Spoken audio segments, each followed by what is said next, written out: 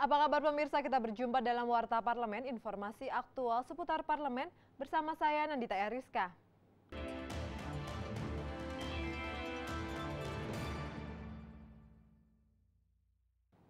Rapat paripurna DPR RI mengesahkan rancangan Undang-Undang Pemilu menjadi undang-undang setelah upaya lobi antar fraksi tidak berhasil mencapai kesepakatan. Paripurna menetapkan ambang batas Presiden 20-25% atau opsi A. 4 fraksi yang memilih ambang batas Presiden 0% memilih keluar ruang sidang atau walk out.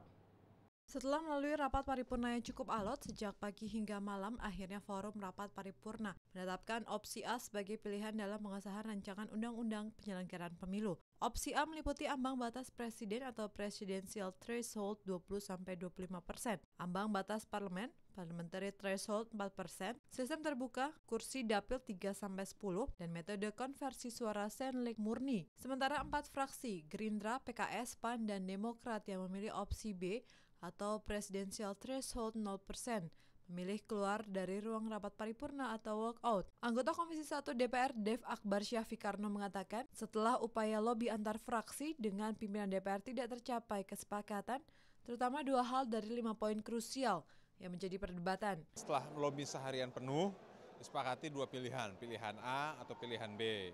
Nah, mereka yang memilih B jumlahnya itu lebih sedikit. Dan mereka kecewa karena kita telah sepakat untuk memilih opsi A, akhirnya mereka semuanya walk out. Nah, jadi jumlah yang memilih A itu ada 322 anggota, nanti tinggal diserahkan ke Presiden untuk ditandatangani, dan selanjutnya ya sudah menjadi patokan dalam melaksanakan pemilu 2019. Wakil Ketua DPR Fadlizon mengatakan, keputusan yang dicapai dari 500 pasal dalam pembahasan RUU Pemilu, terutama masalah presidensial threshold dan soal konversi suara, tidak mencapai kesepakatan dalam musyawarah mufakat. Kan ini adalah realitas demokrasi kita. Yang namanya demokrasi ya itulah ada perbedaan, ada perbedaan pandangan, perbedaan sikap. Saya kira ini harus kita sikapi secara dewasa. Tetapi kami tidak mau menjadi bagian yang ikut melakukan pengambilan keputusan yang kami anggap melanggar konstitusi. Ajib dan Teguh, TVR Parlemen melaporkan. Setelah melalui pembicaraan lobi antar fraksi yang cukup alot, akhirnya rancangan undang-undang tentang penyelenggaraan pemilu disahkan dalam rapat paripurna. Undang-undang ini akan menjadi payung hukum bagi pelaksanaan pemilu legislatif dan pemilihan presiden serentak tahun 2019 mendatang.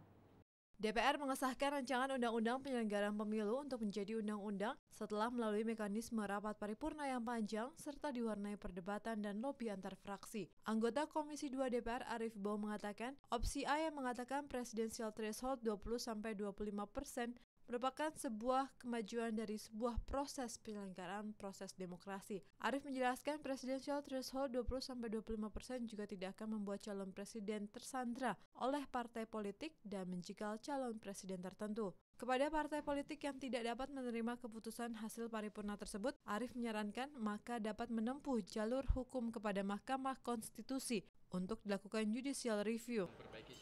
Oh, otomatis ya, supaya tujuan pokok bernegara kita lebih gampang tercapai, yaitu pemerintahan efektif, pemerintahan yang mampu maju dalam melayani kepentingan rakyat, hubungan politik antara DPR dan pemerintah dan DPR yang lebih kondusif, ya, tidak gaduh, tidak penuh konflik. Nah, kemudian bersamaan itu dengan penguatan kelembagaan partai politik agar bisa menjalankan tugas pokok, fungsi dan kewajibannya. Alasan. Anggota DPR dari fraksi Gerindra Supratman Andi Aktas mengatakan, pemerintah tidak memahami putusan Mahkamah Konstitusi nomor 14 PUU 11/2013 yang mengatakan bahwa pada pemilu 2019 Pilpres dan Pileg dilaksanakan serentak, maka secara otomatis ambang batas pencalonan presiden hilang atau 0%. Supratman menilai opsi yang dibuat pemerintah merupakan hal yang tidak tepat. Ia menambahkan pihaknya bersama koalisi masyarakat sipil akan melakukan judicial review ke Mahkamah Konstitusi. Bukan soal menang kalah dalam proses pengambilan keputusan, itu buat kami itu soal kedua. Tapi yang paling penting adalah bagaimana kemudian kita semua mau bersepakat bahwa kita mengawal proses demokrasi ini secara fair. Sudah bisa dipastikan bahwa kalau ada threshold presiden itu masih tetap dipertahankan, berdasarkan keputusan yang akan diambil nanti, tentu koalisi masyarakat sipil itu pasti akan melakukan judicial review ke Mahkamah Konstitusi. Rohim Nugraha, TVR Parlemen melaporkan.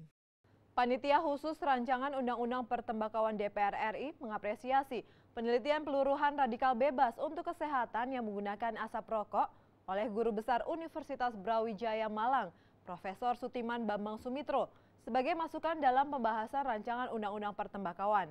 Menanggapi presentasi dari Profesor Sutiman, Dr. Grita Zahar dan Dr. Saraswati yang melakukan penelitian seluruh radikal bebas untuk kesehatan dan pengobatan menggunakan asap rokok kretek, Firman Subagio mengatakan, hal ini dapat menjadi bukti bahwa tembakau tidak hanya dapat menyebabkan gangguan kesehatan, tetapi juga dapat menjadi pendukung terapi pengobatan untuk berbagai macam penyakit. Firman menyampaikan RUU Pertembakauan akan mengatur adanya kewajiban bagi pelaku industri rokok untuk mendukung minimal satu penelitian untuk meningkatkan kualitas dan manfaat tembakau Indonesia. Bisa menyehatkan masyarakat. Nah, ini salah satu yang harus kita lakukan. Oleh karena itu, ini penelitian ini memang perlu didukung, kemudian juga perlu dikembang luaskan, dan kemudian nanti kita harapkan ada kesadaran daripada industri rokok ini, terutama industri rokok besar, kemudian akan kita atur dalam bentuk regulasi kewajiban mereka untuk mendukung satu penelitian seperti yang dilakukan Prof. Sutiman dan teman-teman dokter dari ini. Hal senada disampaikan anggota Pansus Pertembakauan Syarif Abdullah Al-Qadri. Syarif Abdullah berharap Indonesia dapat mengembangkan rokok yang bebas dari racun seperti rokok kretek asli Indonesia yang sudah lama diproduksi oleh bangsa Indonesia yang kini perlu dilestarikan. Syarif berharap pelaku industri rokok di Indonesia dapat bekerja sama dengan pihak rumah sehat untuk mengembangkan perokok sehat yang kemudian dapat dijadikan komoditi asli Indonesia dan dapat mendatangkan pemasukan bagi negara. Ya, saya kira perlulah itu disadarkan. Kalau kita memang kalau melihat dari satu sisi, saya katakan tadi, banyak sebenarnya produk-produk yang kita konsumsi setiap hari itu juga dilihat dari aspek kesehatan tidak baik, ya. Terutama minuman-minuman kaleng, makanan-makanan instan itu juga kalau kita lihat itu kan juga banyak membawa efek terhadap kesehatan. Tetapi kenapa kok ini yang sudah jelas-jelas memberikan kontribusi, seharusnya kita cari. Kalau memang tadi ada memang aspek kaitan dengan kesehatan, bagaimana ada teknologi ya sekarang kan. Dari Kota Malang, Jawa Timur, Esti Kartika, TVR Parlemen melaporkan. Demikian Warta Parlemen kali ini, sampai jumpa pada Warta Parlemen berikutnya. Terima kasih atas perhatian Anda, saya Nandita Eriska, wassalam.